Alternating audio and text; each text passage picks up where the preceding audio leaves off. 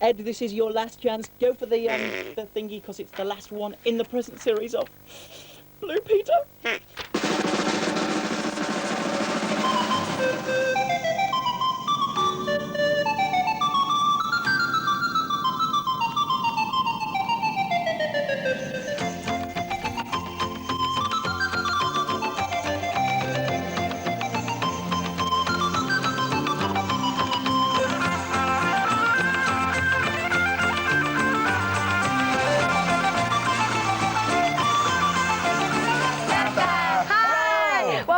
Some snapshots from the past Blue Peter summer expeditions. Later on, find out what country we'll be exploring this year. Well, time has flown by again, and we can hardly believe that the last programme in the series has arrived already. But to mark the occasion, I'm wearing the outfit which was designed by Jasmine Neelan. It's got all sorts of roses and butterflies, and look at those tights. Woo! She looks like the wildlife garden yet again. The walking wildlife garden, and this one, first prize in the clothes competition last January. And I am in traditional Highland dress. This is, in fact, full evening wear, which we wear up there in Scotland. The kilt, as you can see, the sporran, and I'm wearing a Prince Charlie jacket as well. All very spiffing and everything. Do you like it? Very, very nice indeed. Very smart. OK, they're doing all that. Right. Well, today's programme is a very special one for me because after being in 95 Blue Peter films, can't believe it, and 232 complete programmes, this is my very last one. Oh. Some people were cheering. I heard people cheering then. And we'll have the results of Mark's video vote as well. Now, if you watched us last Monday, then you'll know that some songs from the 60s are coming back into the charts. But they're not the only old songs to be popular. Music from the 1940s is also catching on, and you could be hearing this on Radio 1.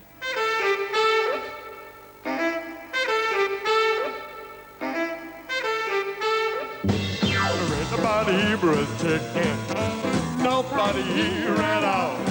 So calm yourself and stop that fuss. There ain't nobody here but us.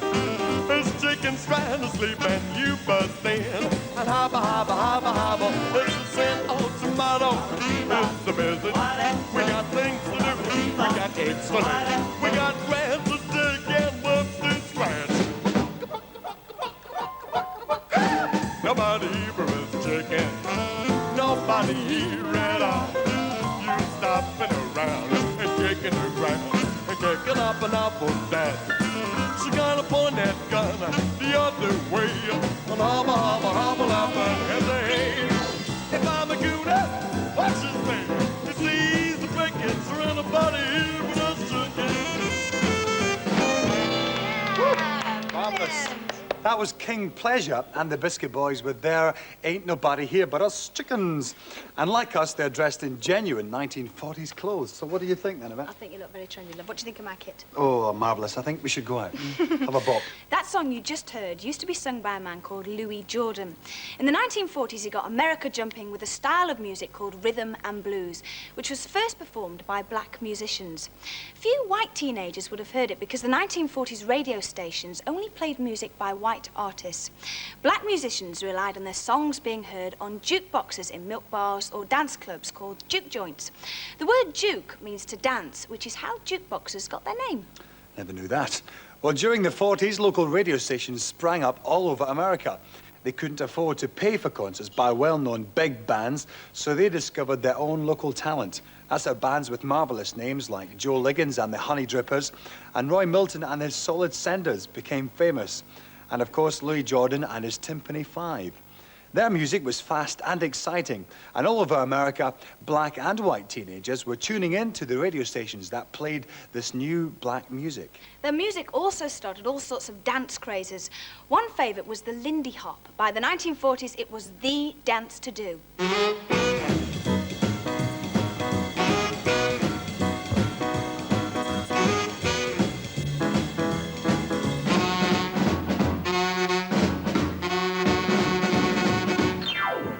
Stepping out with my brand new sweetie, just what I've been looking for. I've been flying high with my brand new sweetie. Watch your step from now on. She got big brown eyes and wavy hair, and oh, so very classy and fair. When she lays down all her charms, she makes me anchor for her arms. Stepping out with my brand new sweetie tonight.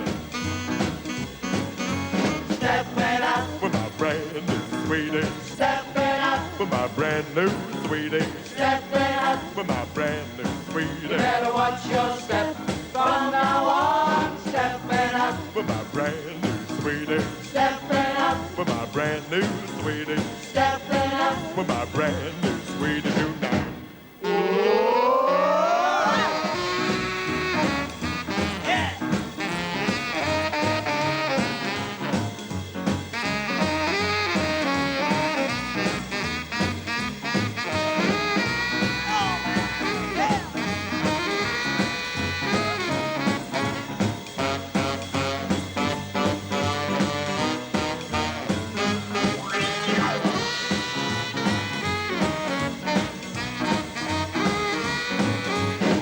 Stepping up With my brand new sweetie. Stepping up With my brand new sweetie. Stepping up With my brand new sweetie. You better watch your step from now on. Stepping up With my brand new sweetie. Stepping up With my brand new sweetie. Stepping up With my brand new sweetie tonight.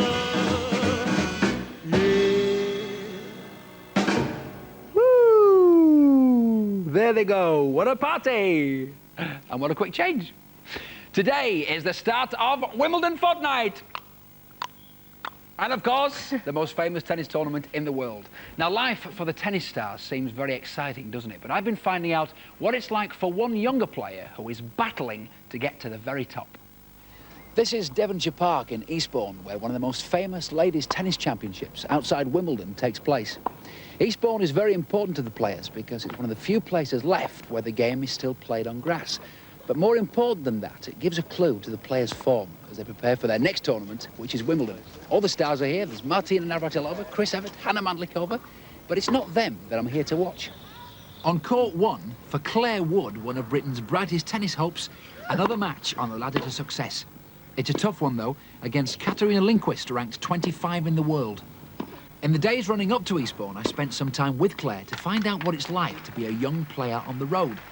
Claire doesn't get much chance to relax from a hectic schedule. How did she get started? Right from when I was younger, I used to enjoy every sport. I used to swim, athletics, all the team games at school. I used to belong to the school teams at netball, hockey, whatever. And gradually, tennis started taking up more and more of my time because I started enjoying it more. I found I was getting to a standard where I could compete in tournaments, and it gradually sort of became sort of more important than the others. Although up until 16 I was still competing on school teams for all the other sports as well, tennis was really becoming the single thing in my life that I enjoyed most. Recently, Claire's played all over Europe, including Berlin and Paris. When she's in London, she visits her manager, Clifford Bloxham, who organises her schedule and finds sponsors to provide her with equipment. How did it go in Paris, then? Oh, we had a great match against Graf and Sabatini. It was the experience of playing them on quite a show court. It was just like something I've never done before. Were they as good as you thought they were going to be? Well, we had chances in both sets. I mean, 6-3, 6-4 was not a bad scoreline. And the games were close, everything. It was just when it mattered that they were able to sort of make the difference. But just the chance of playing them in front of all those people was amazing. I've got your rackets and shoes. Oh, that's brilliant. Good. Yamaha have just sent 3, so that will keep you going. And then they should send a few more through. Yeah, that would be perfect. That should be okay. Do you need it restrung, do you think? No, I'll play with it and that'll be fine, yeah. And I've got shoes for you, grass court shoes. And we just got the one pair at the moment. But there should be 2 or 3 more coming, which I reckon 3 should do you, shouldn't it, for the season, yeah. It's not often I get to spend a day at home and just relax and catch up with a few things that seem to get neglected while I'm away at tournaments and travelling abroad.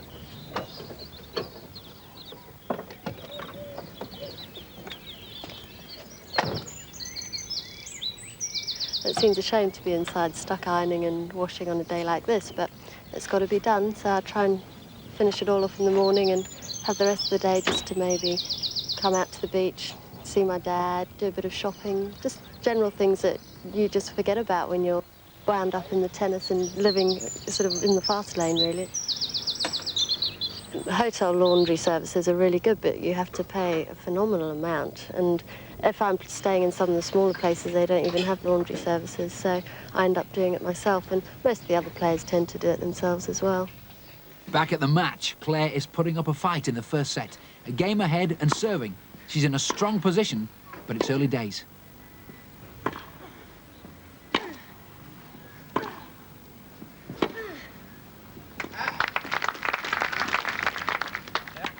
Rhythm. Claire puts in hours of practice every day, especially when she's with her coach, Alan Jones. Out the air. He's trained many stars, including Joe Jury. Face up, don't turn your back. Good shot. I asked him what he thought her chances were. Well, Claire at the moment has a world ranking of about 150. And she's hovered in that area for about the last 18 months, 2 years, between 130 in the world and 150 in the world. Which to a lot of people, when they set out, would be a reasonable ranking to achieve. But she has greater ambitions than that. Next stage is going to be tough for Claire. She realises that it is possible for her. She's not frightened of the hard work. She just needs a bit more self-belief. It's time for a spot of crystal ball gazing to try to predict who'll be making the headlines in 1988. Well, I've chosen as my tip one of our brightest young tennis prospects, 19-year-old Claire Wood, a vicar's daughter from Sussex, ranked 5 in Britain. Although she's yet to make the world's top 100, Claire has the talent and the dedication, I believe, to follow in Britain's distinguished tradition of past Wimbledon heroines. You know, Claire works very hard on the tennis court. She puts a lot of effort into her play. And she's been, I think, a little bit unlucky the last few months with results. She's lost so many matches in the third set that maybe a little bit of luck would have gone her way and she could be ranked in the 80s now, who knows. So I think Claire just needs a bit of a break at the moment. She's very athletic and she hits the ball very, very nicely. She's got Alan Jones behind her and the whole of the British public, let alone the British Lawn Tennis Association. So I think with it's not all work, a certain amount of it's talent, and Claire hits the ball nicely, but she's got to turn herself from a nice hitter of the tennis ball into a winner, and that takes some doing, plus experience, I think. Eastbourne was proving tough for Claire. She put up a good fight in the first set, but lost 6-4, and the second set was slipping away. Lindquist was getting the ball back, and Claire was making errors.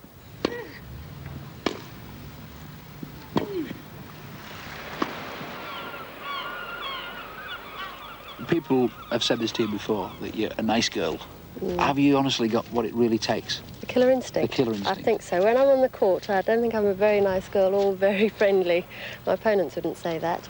When I'm on the court, I really get stuck in, and I've got a job to do, and I won't let anything stop me from coming out the winner at the end of a match.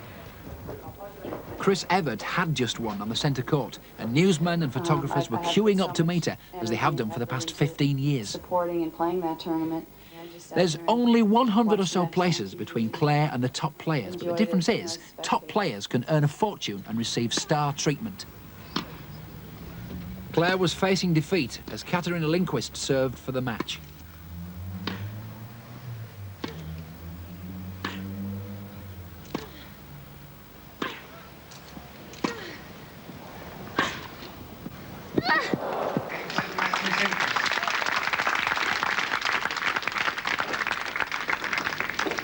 Lindquist wins 2 sets to love, 6-4, 6-1.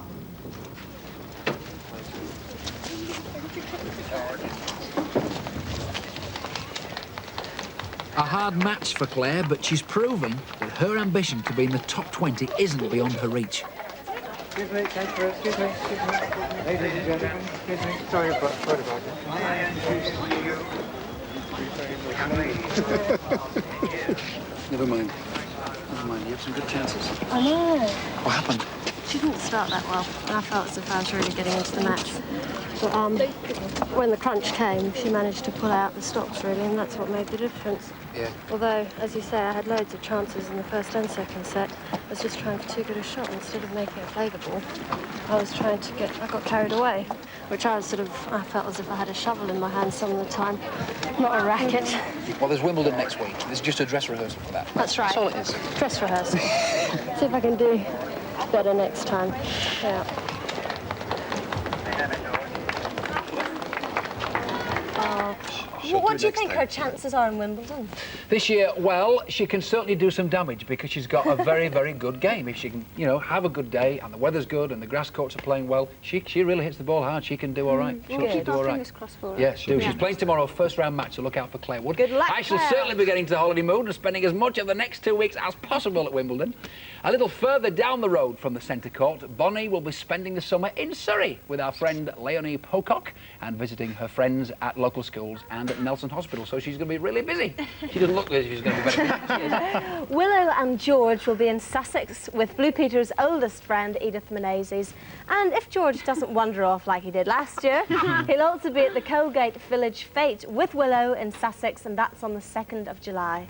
George's disappearance is just one of the stories in this, the 25th Blue Peter book. It's got Bonnie and me on the front cover, and on the back it's got Karen looking very, very pretty indeed. Don't you look lovely? And here's our report on our great Blue Peter Bring 'em Buy sale for Campuchia. Now, these pages bring back very happy memories for Yvette and I, because here we are on our USA expedition, buying multicoloured shorts on Venice Beach and dicing with death when I met a shark off the shores of San Diego. So watch out for the latest book. It's round about the end of August that it should be coming out. But don't think that you can get away from us that easily, because on the next 2 Mondays, that's July the 3rd and July the 10th, you can see Karen and Yvette's American Adventures when our West Coast specials will be shown on BBC One at the usual time of 5:05. In the meantime, we'll be getting ready for this year's summer expedition. We'll be leaving soon, and it won't be at all like last year's visit to the USA. And I'm really looking forward to my very first expedition on Blue Peter. We're not only going to be doing the tourist bit, but also finding out what a very different country and its people are really like. The journey itself from London will take 10¼ hours, and we'll be flying 6,000 miles to Zimbabwe, which is in southern Africa. Zimbabwe is twice the size of Great Britain, but has far fewer people, just 8.5 million of them. It's a fascinating country with a fascinating history. We'll be looking at some of the work of this country's traditional sculptors and artists. And because African music is having more and more of an influence on the pop music we play, we'll be listening out for traditional Zimbabwean sounds as well as the latest from their pop groups.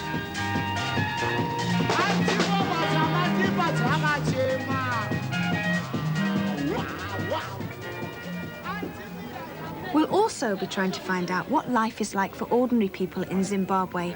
How different is it to our own?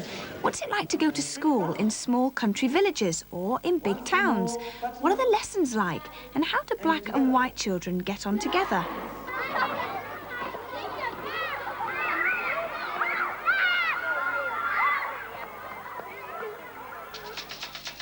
No trip to Africa would be complete without finding out about its wildlife. We'll be travelling deep into the bush, by plane and by boat, to see animals that I've only ever seen in zoos. We'll be meeting people whose job it is to work in the wild and help endangered species. People who are battling against the poachers who kill rhinos and elephants simply to sell their horns and tusks. There's one place in Zimbabwe that offers a spectacle that cannot be matched anywhere else in the world: Victoria Falls. We'll be travelling upstream by boat till we reach the majestic falls, where the Zambezi River plunges into a gorge over 100 metres deep. It's going to be a trip to remember, and we hope to be bringing back some fantastic stories for you. So why aren't we going? We must be mad. We must be crazy, I know. Well, I'm not going on the summer trip this year, but I hope to have a fairly exciting summer, and you can see my adventures as they happen, because I'll be presenting a live television show called The Garden Party, and that starts on the 24th of July, and it's on every single day at lunchtime on BBC One. We're going to look at you every single day, have we? I know, I'm sorry. Good luck, but you're back here in September, aren't you? Definitely, and looking forward to it. Good news, right. Well, now is the time for the results of Mark's video vote. Now, as today is Mark's last Blue Peter, we asked people to call in with their vote for their very favourite Mark Curry moment. And there was absolutely no doubt about the winner, because romping home by thousands of votes, yes, you've guessed it, those magic Mark moments that we all love, his mistakes. Oh, no, I have to tell you, this wasn't easy at all to make this selection, because there are so many to choose from, but we have had a really good laugh sorting this little lot out. And here they come, the winner of the Mark Curry video vote. or a mug or a yoghurt carton, and then you can just put it all into that. And also, it's quite easy because... Oh. Let's stick a bit of sweet corn on the outside first, straight through the middle. Oh, it's very fresh. Like that. There it goes. Oh, hang on a minute, we'll try and put it on long ways, that's probably a good idea. Oh, it's all crumbling up. Wrapping is not one of my best points. Where's some sticky tape? Can you not get some? It's. Oh, I've stuck it on it. I've done Want that some thing where nails? you know where you cut bits off and put it on the table. You are silly, Mark. What about these irises around the side? They look a bit scruffy. Yes, I think they do want some swimming. So... You should drop the glasses in the water. Oh well, it's got bits of plant on it, never mind. Oh dear. Oh, that's it. Oh, I'm absolutely fed up.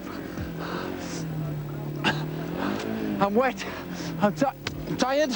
I've broken the saddle, of course. I want to be Lady Penelope again. Drive on, Parker. Yes, my lady. They're fabulous, aren't they? Oh dear. Oh dear. That'll teach you to mess Dangerous around, in all young blood, man. Peter. Who says I don't do daring things? Right. Now, the shopping centre is going to be twice as big as it was before. And there'll be everything from China to clothes and... Oh, hello, madam. How do you do? Oh. Sorry.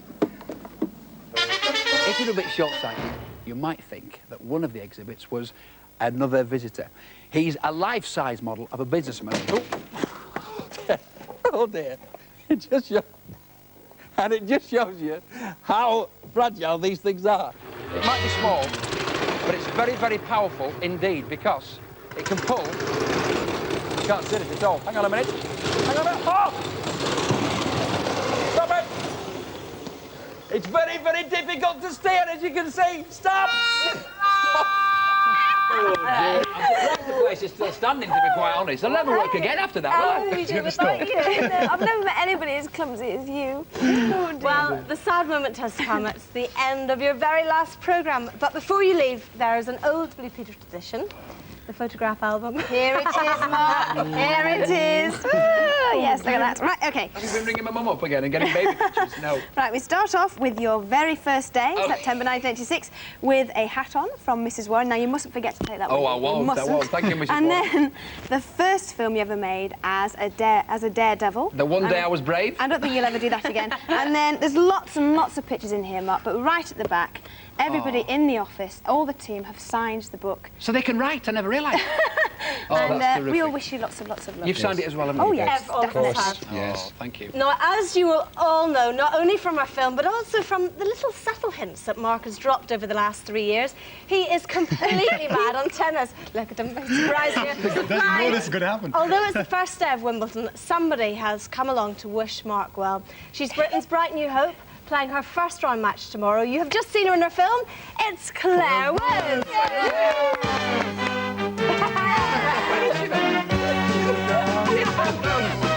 Oh, that's fantastic. You should be practising. I've practised already. Hello. There's something for you. Just A card, but no present. Well, you could have given me one of your tennis rackets. She's got thousands of them. Oh, what a surprise. Thank you. That's what it says. Oh, look at now this. Oh, look at this. A treasured possession. Mr. Mark Curry is invited to attend the 1989 Wimbledon Ball. Oh, When's that? Saturday? Saturday, yeah. Oh, you're going to love it. Claire, you should be encouraging. I know. I'll have to wear a tie. You'll have a lovely And time. my sequin glasses. Well, somebody who wanted to be here today but can't because she's filming has sent us a very special message, and it's somebody he'll know. I don't know why, but this cornfield reminds me of you somehow. Anyway, I'm sorry I can't be with you today, but I'm here in Lincolnshire filming for Record Breakers. We're scouring the entire country looking for new records this summer. Mark, I know you've had a great time on Blue Peter because you always enjoy everything you do. So enjoy your last show, and I'll see you soon. Bye. Oh, and by the way, try not to tread on the tortoise. Oh, thanks, Cheryl. I don't know what to say. This is your life, isn't Great. it? Well, somebody else that you've worked with in the past. In fact, since the day What time are we going off the air? I'm trying to speak, love. Since the day that you both started in show business, also has a little message for you. We've moved on from Babes in the Wood. Now it's Cinderella at Christmas. It's your co-star from Junior Showtime, your old dancing partner, an old friend, and star of Doctor Who and the Hot Shoe Show. It's Bonnie Langford.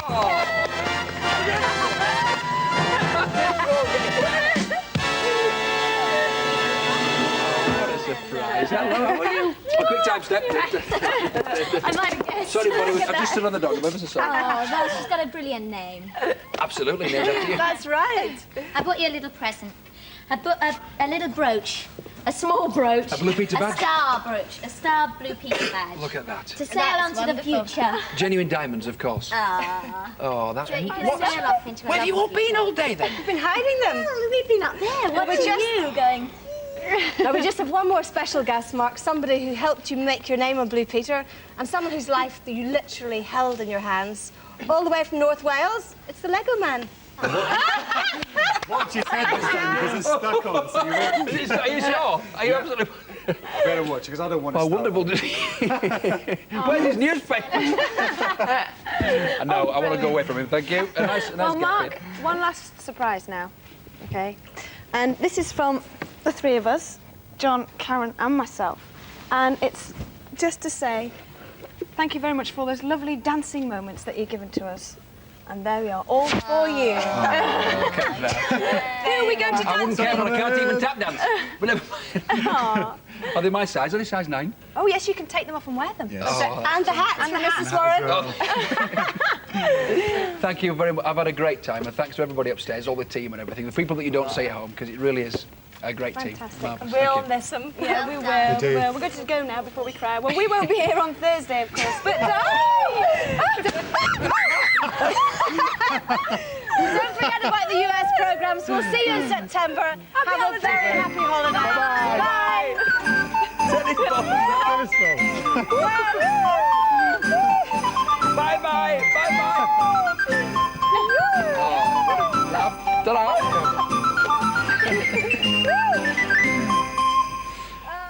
Oh, were they loud at the end of Blue Peter? Ed, what on earth are you doing? He's playing tennis. Why are you playing this? Because it's the first day of Wimbledon. Actually, look, stop. Wilson, Ed, stop. If you're going to play tennis properly, you need a bit of a net.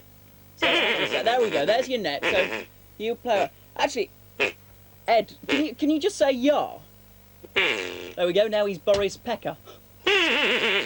Well, I thought it was all right. So this is Wimbledon, by the way, and we've got the music to prove it. We are back tomorrow at 4:10 with the Ewoks. Belle and Sebastian at 5:25. Newsround at 5 o'clock, and Gentle Ben at 10 past. See you then. Bye bye.